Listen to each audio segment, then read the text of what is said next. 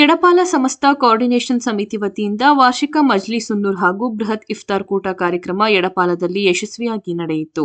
ಎಡಪಾಲ ಅಂಡತ್ಮಾನಿ ದರ್ಗಾ ಶರೀಫ್ನಲ್ಲಿ ಜಿಯಾರತ್ಗೆ ಕೊಡಗು ಜಿಲ್ಲಾ ನಾಯಿಬ್ ಖಾಜಿ ಹಾಗೂ ಸಮಸ್ತ ಕೇಂದ್ರ ಮುಷಾವರಾ ಸದಸ್ಯರಾದ ಶೈಖುನಾ ಅಬ್ದುಲ್ಲಾ ಫೈಜಿ ನೇತೃತ್ವ ವಹಿಸಿದ್ದರು. ಎಡಪಾಲ ಜುಮಾ ಮಸೀದಿಯ ಆವರಣದಲ್ಲಿ ನಡೆದ ಮಜ್ಲಿಸ್ ಉನ್ನೂರ್ ಆಧ್ಯಾತ್ಮಿಕ ಮಜ್ಲಿಸ್ ಕಾರ್ಯಕ್ರಮಕ್ಕೆ ಮುದರಿಸ್ ಶೈಖುನಾ ನಿಜಾರ್ ಫೈಜಿ ನೇತೃತ್ವ ವಹಿಸಿದ್ದರು. ಪಾಯಪಳ್ಳಿ ಮುಸ್ಲಿಂ ಜಮಾತ್ ಅಧ್ಯಕ್ಷರಾದ ಬಶೀರ್ ಕೆಎ ಅಧ್ಯಕ್ಷತೆಯಲ್ಲಿ ನಡೆದ ಸಭಾ ಕಾರ್ಯಕ್ರಮದ ಉದ್ಘಾಟನೆಯನ್ನು ಕೊಡಗು ಜಿಲ್ಲಾ ನಾಯಿಬ್ ಖಾಜಿ ಎಂಎಂ ಅಬ್ದುಲ್ಲಾ ಫೈಜಿ ಅವರು ಉದ್ಘಾಟಿಸಿ ಮಾತನಾಡಿದರು. ಕೇರಳದ ಕಣ್ಣೂರಿನ ಪ್ರಸಿದ್ಧ ವಾಗ್ಮಿ ಅಸ್ಲಂ ಅಜ್ಹರಿ ಮುಖ್ಯ ಭಾಷಣ ನಡೆಸಿ ಇಂದಿನ ಯುವ ಸಮೂಹ ಮಾದಕ ವ್ಯಸನಕ್ಕೆ ಬಲಿಯಾಗುತ್ತಿದ್ದು ಪೋಷಕರಿಗೆ ಸಮಾಜದಲ್ಲಿ ಅಗೌರವ ತರುವ ಕೆಲಸವಾಗುತ್ತಿದೆ. ಇದನ್ನು ಸಮಾಜದಿಂದ ಕಿತ್ತೊಗೆಯಲು ಎಲ್ಲರೂ ಕೈಜೋಡಿಸಬೇಕಾಗಿದೆ.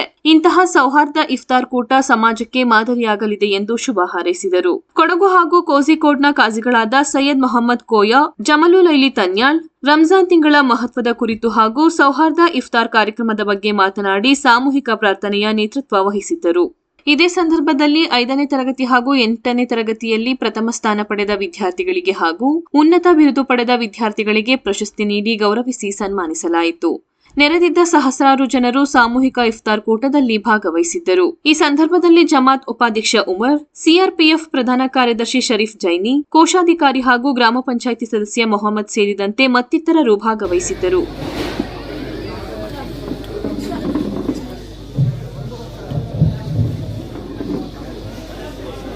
ഷബീർ ഫൈസൽ മാവരി ഉസ്താദിനെ ഒരു മൊമെന്റ് നൽകുന്നു. തങ്ങളവരുകൾ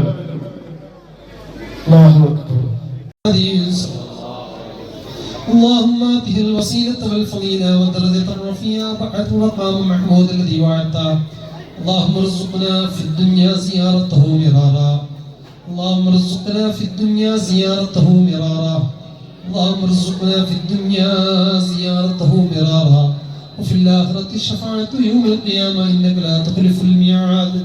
وإلى حضرات أزواجه وذرياته وأهل الخير كلهم أجمعين وإلى حضرات السادات البدريين والمهديين والحنينيين والخندقيين والخيبريين وسائر الصحابة رضوان الله تعالى عن كل واحد منهم أجمعين وإلى حضرات الخلفاء الراشدين المهديين وإلى حضرات أئمة الأربعة المجتهدين وإلى حضرات غوثنا وولادنا قطب العالم قطب الأقطاب الشيخ محي الدين عبد القادر الجيلاني وإلى سلطان العارفين الشيخ أحمد الكبير الرفاعي وإلى سلطان الخواجة معين الدين السيستي الأجميري إلى عدد الوفض فخر الدين السلواني إلى عدد الشيخ بختيار القاعد الدخلوي إلى عدد الشيخ مبارك الدين الدخلوي وإلى عدد النادر من يوم بدر من دار الشفاء طه رسول الله قوتك قبل سقمك عيناك قبل فقرك ആവശ്യമായ ഒരു സന്ദർഭം ഉണ്ടാവുന്നത്. ദാരിദ്ര്യം എന്നൊക്കെ പറയുമ്പോൾ ഭൗതിക ലോകത്തുള്ള സാമ്പത്തിക ദാരിദ്ര്യത്തെക്കാൾ വലിയൊരു ദാരിദ്ര്യം നമ്മളിലേക്ക് കടന്നു വരാറുണ്ട്.